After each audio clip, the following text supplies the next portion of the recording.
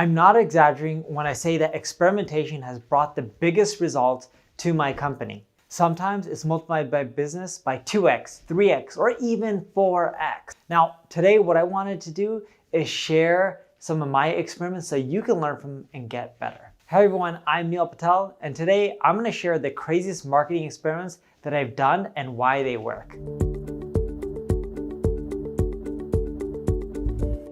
Before we get started, make sure you subscribe to this channel. If you're on YouTube, click the alert notification. That way, as I release more videos like this, you'll get notified. The first experiment that I ran is a 100K challenge. This was the challenge that I published on my old blog that I no longer own, QuickSprout, in which I said, hey, anyone can create a business that generates 100K a month, and let me show you, and I can do that within 12 months.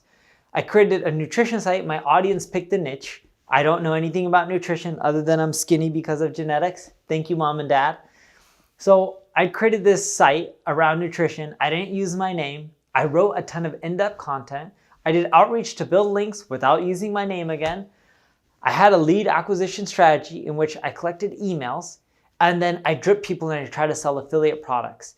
Now, most affiliate products didn't work out, but I started putting out products on Amazon, fish oil. That worked really well. I was driving people from my website to Amazon. I was getting more reviews, boosting up my Amazon SEO rankings, and I ended up generating over 100K a month in revenue before the 12 months hit. So I was really happy with that. It worked. So why did it work well? Well, other people are following along with the journey. They love that. Any experiment that you do that people can follow along with you from beginning to end, and it shows people how they can do something step by step or how they can learn from it step by step, typically works extremely well. Just like those fit loss and weight loss challenges, they work because people can follow along and they try to do it themselves. If they can relate to it, you give them step-by-step instructions, again, it can work really well. The second experiment that I did is Who is Neil Patel? Now, you may not be familiar with that experiment, but years ago, what I did is I had a lot of Instagram influencers hold up a sign with my name on it. I paid an ad agency, technically a social media marketing agency at that time. They got all the influencers, they negotiated the contracts, and some of them were really hilarious. My favorite was this dude, and he was really buffed. He was like a bodybuilder. And he put, Who is Neil Patel? And he put Neil Patel on his pecs, and he was like flexing, and then he was able to make his pecs bounce up and down, and my name would bounce up and down. And he put that video on Instagram, and it went viral. Now, a lot of the people who put up those images and videos, they deleted them. They would only hold them up for 24 to 48 hours, some for a week. And some of them did really interesting stuff. Like there was this lady who was a makeup artist. She put my name, Neil Patel, into someone's face, and then she blended it back in. I don't know the makeup sayings, but at first you could see my name and then eventually it disappeared. But overall, that was cool because I was like, oh, wow, you did makeup and you put someone's name into it. So overall, that experiment brought a ton of brand awareness. People were Googling for my name. I had a huge uplift in traffic. And more importantly, I had a huge uplift in rankings as well. Now, the downside with that is a lot of the people that are holding up my sign, they're half naked men and half naked women. I would try to control that. I wouldn't necessarily go through agencies. I can't blame the agencies. At the end of the day, the buck falls on me for doing it. But you should be more careful and picky. You know, when I was picking people to help me with that experiment, I should have created a process where I vetted each and every single profile instead of saying, here's a budget, go and do whatever you want with it. I just want exposure. I should have been very strategic and been like, please send me each of their profiles. I want to make sure that they have engagement. I want to make sure that the images are appropriate, etc. But that provides a huge lift in brand queries, and Google loves brand queries. So the more brand queries you have for your name, the higher your organic rankings will increase. It's part of the algorithm. If you don't believe me, Eric Schmidt once said, brands are the solution.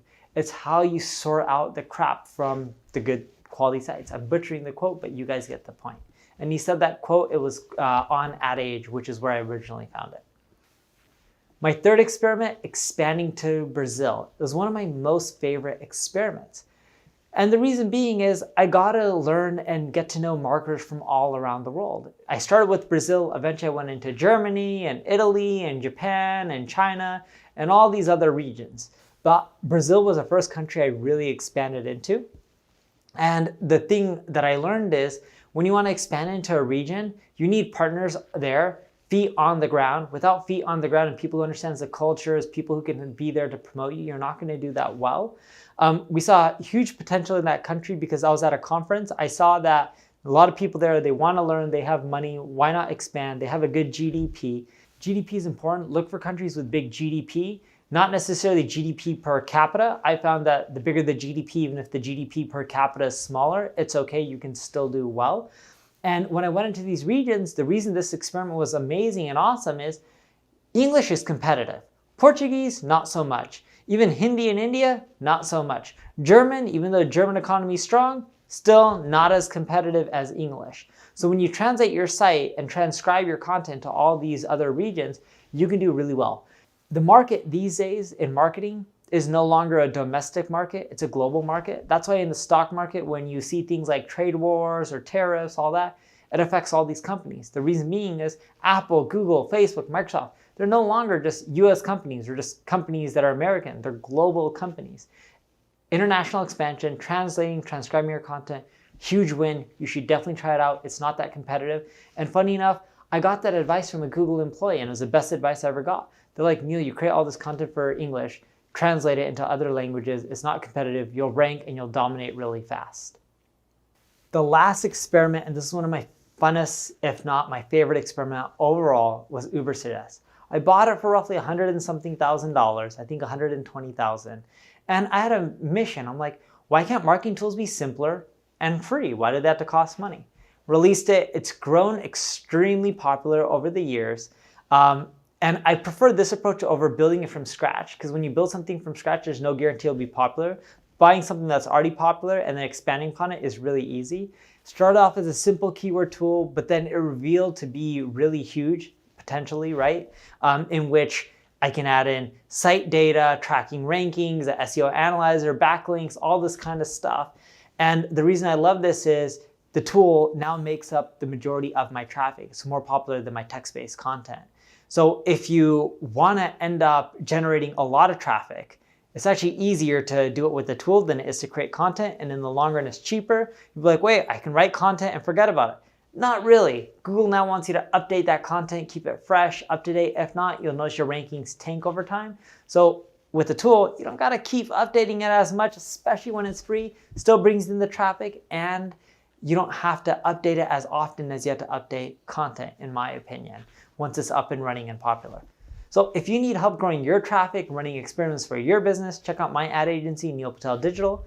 Thank you for watching. Make sure you like, comment, share this video. Take care.